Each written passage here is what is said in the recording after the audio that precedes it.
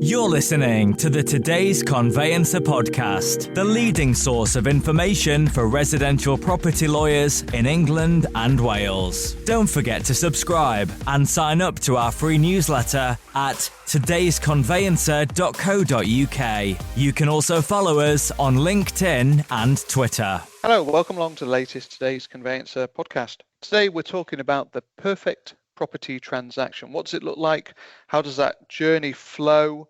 And I'm talking to Gemma Young, co-founder and CEO of Movely, and probably fair to say, Gemma, a prop tech innovator. It's great to have you on the podcast. Thanks so much for joining. Pleasure. Thank you for inviting me to speak. I'll let you do the introduction then. Tell us in the first instance who you are, what you do, what Movely is, who Movely is, and what you're trying to achieve. I co-founded Movely with a guy called Ed Molyneux, who is the lead architect of the PDTF, Property Data Trust Framework, I should say, a lot of acronyms around in this sector.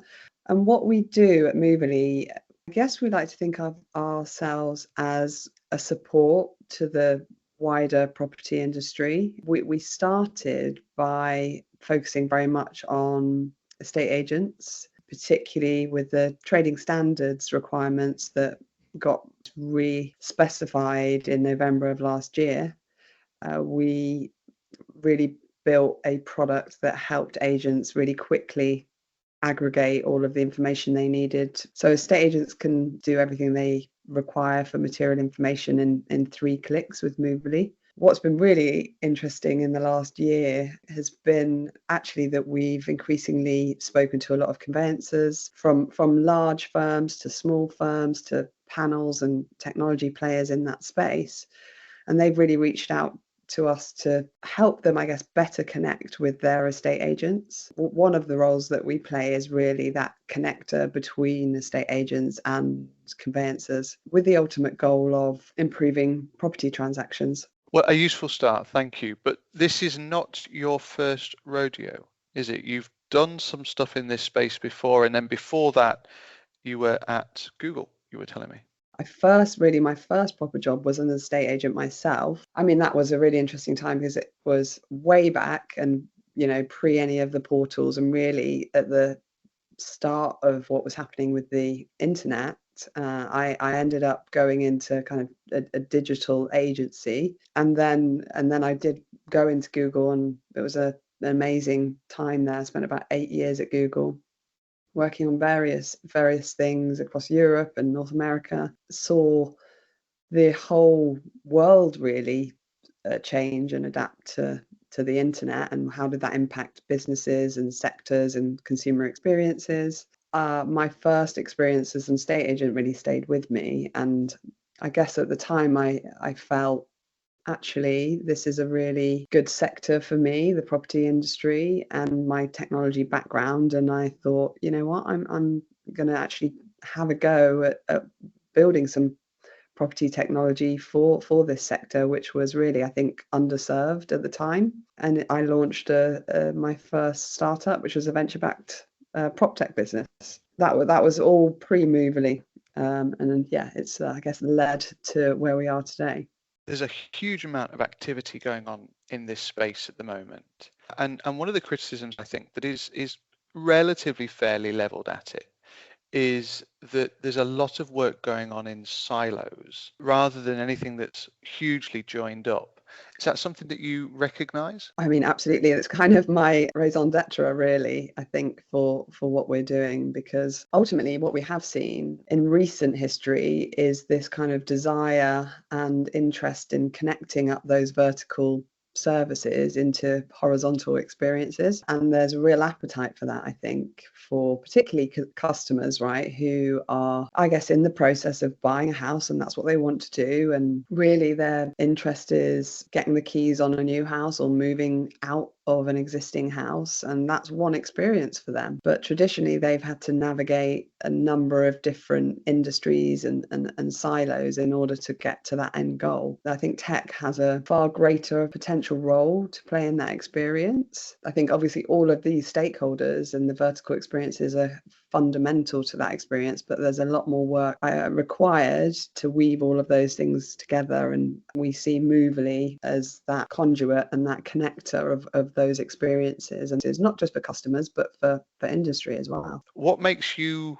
and Movely qualified to do that? There's a lot of people that have come into this space, and I feel very torn in a lot of ways, because I like the fact that people come in from outside of the sector with new ideas and some new enthusiasm. There isn't always that property sector nous, that real understanding of the challenges that we face.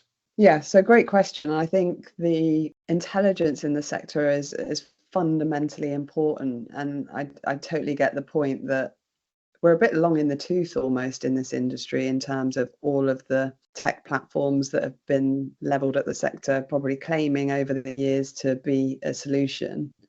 And I ultimately don't think there is one solution. I don't think there's a silver bullet for all of this, but I do see a real shift in mindsets and collaboration. No one player can do this on their own. So we're working with Connell's Group, we're working with TM Group and LMS and ID providers. And that is a real example of how collaboration can fix these things.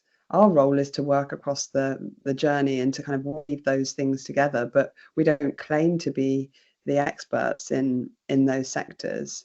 So I guess where we see our real expertise is as a tech provider or as a tech supplier, but having the ability to build products that make all of these things really connect and fit together. What's that speed of change? Do you see that it's 1 year, 2 year, 5 years, 10 years? We don't seem to know exactly where we might be aiming for.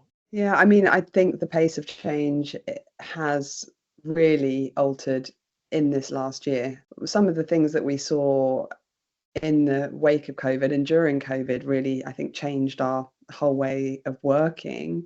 And certainly when you shine the light on the property sector in that time, there was a lot more overnight reliance on digital, whether that was things like e-signing or just having video calls and conversing with people over a Zoom or another platform. So that really shifted things. The other reason why I think the speed of change is ramping up is because of the fundamental platforms that now exist. So the property data trust framework, just to actually go into that, because I'm sure many of your listeners have probably heard and may know a fair amount about the platform. It is essentially the property sector's version of open banking, and it's available to everyone. So it's a completely open source platform. It essentially allows people to place information in and extract information out in a really secure way. So if you think about some of the work we're doing, we're obviously gathering a lot of the material information with our work with estate agents and Movely. We do AML, and we're working with conveyancers on reuse of digital ID, and that's a massive thing for government as well. I think not just in this sector, but across the whole of the UK, but particularly useful in property when customers have to often do their ID a number of times. The framework allows people to do that once at the start of the journey when an estate agent needs it, and then reuse that information if you have a kind of willing conveyancer at the other end. All of these things I am seeing, and I've been in this sector deep into prop tech really for 10 years, and honestly I think I almost gave up at one point because there were a lot of barriers, and it is a fundamentally complex and multi-layered sector with lots of different stakeholders, actually unlike any other sector. The work that needs to be done shouldn't be understated. It's hard, and it involves a lot of collaboration and really gathering people who are the sector experts and just working out how together this can work better. There is a real drive towards better sharing of data. Some of that is tech driven, and you've identified that IDV and that kind of thing can start to be shared across platforms. We're chatting in the week after a data use and access bill has been launched, and whilst that neither of us are experts in that particularly. It points to a general direction of travel around the government starting to legislate, which is what we've been calling for in the property sector for a long time. But the government starting to legislate on some of these issues that have the potential to move the dial. There are a lot of precedents set in other countries. I think the UK is at a really interesting time, and we are seeing a lot of positive signs. As you say, the data bill that has come out, and that's starting to be operationalized now. You've got departments put in place to really dig into where the focus should be. And excitingly, I think property is very high on their agenda. And actually, I'm speaking with the minister responsible for this next week. But one of the conversations I will be having is that ultimately we have this fundamental opportunity in this sector to make more money for the country and make more money within the industry, because we have a system whereby 1 in 3 homes is currently not transacting. You've got a buyer and you've got a seller, and at one point in time they are ready and they are willing. 2 in 3 times that works, and 1 in 3 it doesn't. So if the process through which they were able to purchase or sell a home was streamlined, you can really imagine quite quickly those closures going up.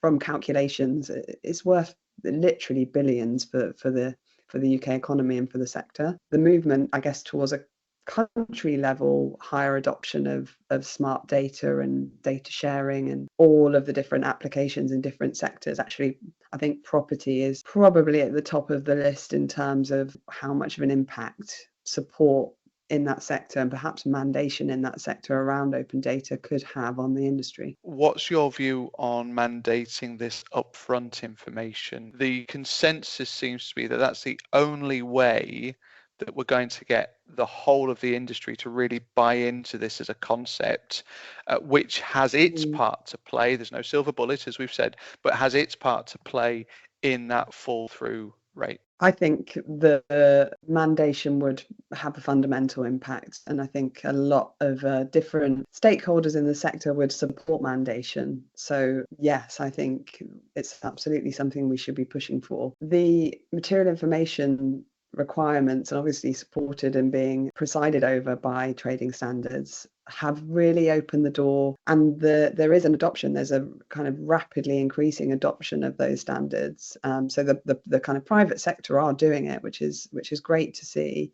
And what that means is you can then go into other elements of the transaction. So material information, of which a vendor is required to supply some information, there's less of a jump then into doing a lot of their legal information. So these requirements have kind of opened the door into wider upfront information. I think that will go a long way, particularly with the adoption of, I guess, some big property players in the market who are adopting those standards. I think the market without mandation will actually do incredibly well. We're certainly seeing that in the data that we have available and the agents coming on board and using Movely. But ultimately, I think my great ambition for the sector is that every single property has digital data available within a framework. Only then can we solve things like chains, for example, because otherwise you're going to have a certain proportion of the market who have done a great job and all of their data is available digitally, but then a participant in a property chain who doesn't, and of course that slows things down. So yeah, how amazing would it be if every single property was mandated to have that information, to feed it into a central repository that invited stakeholders could then access. And it just doesn't stop with the estate agent profession and the legal profession. You can imagine the impact that will have on the banking world, the provision of mortgages.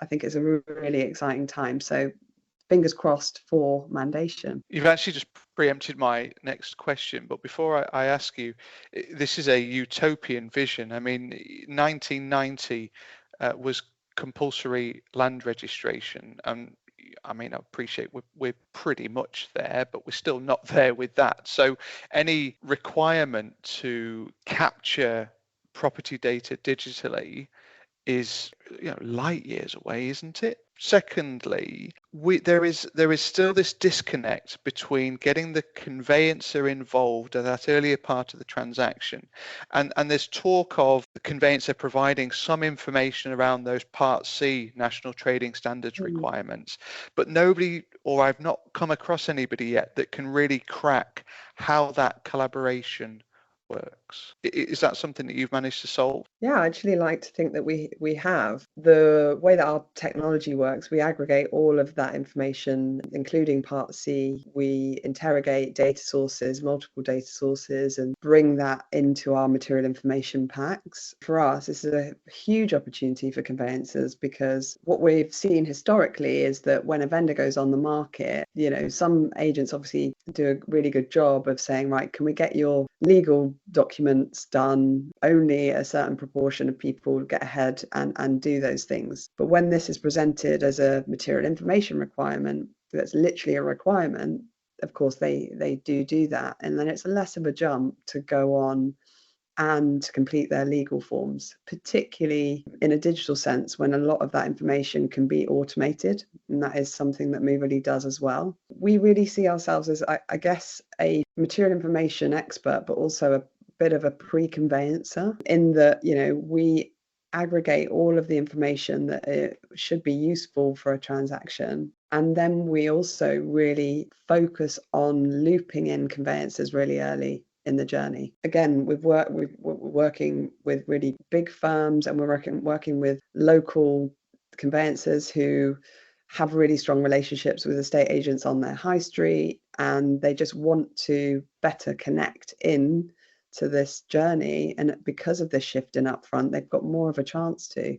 And that means that an agent can now, not just have a conversation and say, well, we work with Joe Bloggs across the road and we think they're great and they've got great local knowledge. They can build that partner into the process and make sure that they're streamlining it. So at the point of listing, we're now seeing the vast majority of people working with Movely committing to a conveyancer up front, because that means that they're getting sale ready. Then, because that kind of loop is very connected, the agent can then market that property as sale ready, and everybody wins. And the conveyancer then has this kind of set of data that they may keep in abeyance, or they may wish to start working on and actually get things ready. I think it's a really, really positive shift.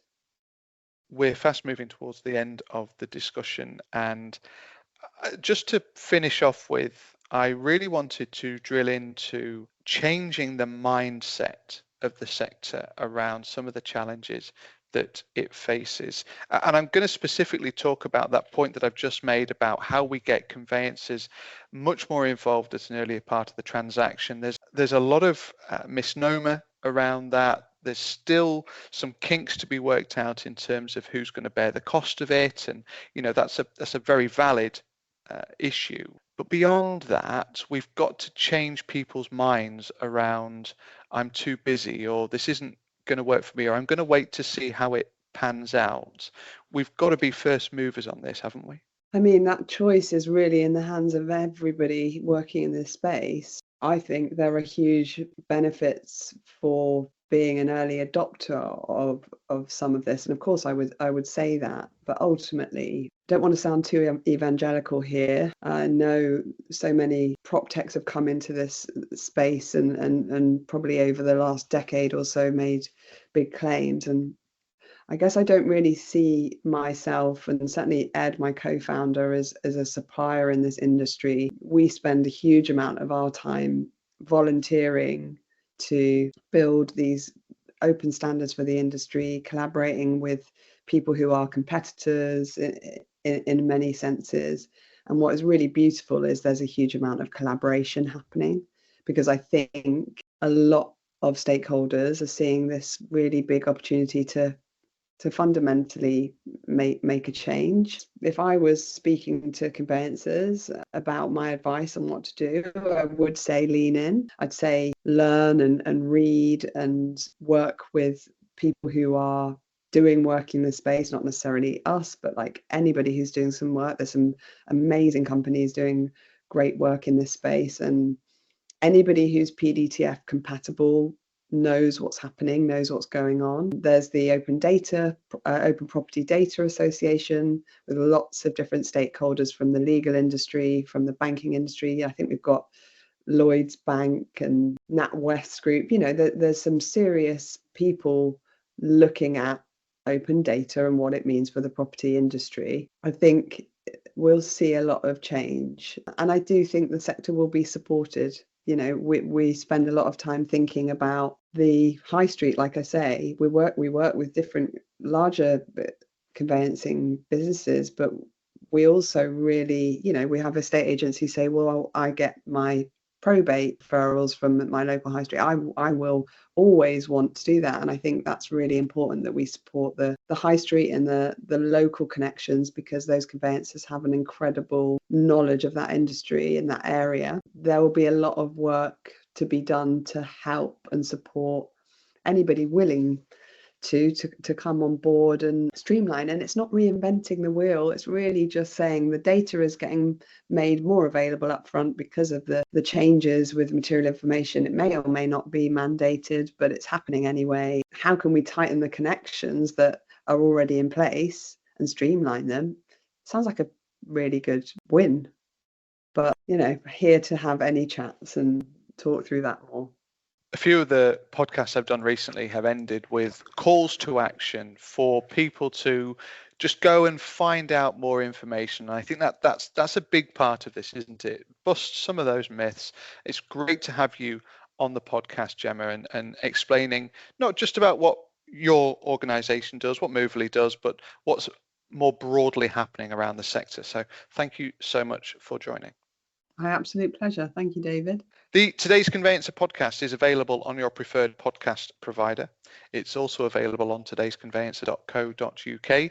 My thanks to Gemma. Thank you as ever for listening, and we'll see you again soon. You're listening to the Today's Conveyancer podcast, the leading source of information for residential property lawyers in England and Wales. Don't forget to subscribe and sign up to our free newsletter at todaysconveyancer.co.uk. You can also follow us on LinkedIn and Twitter.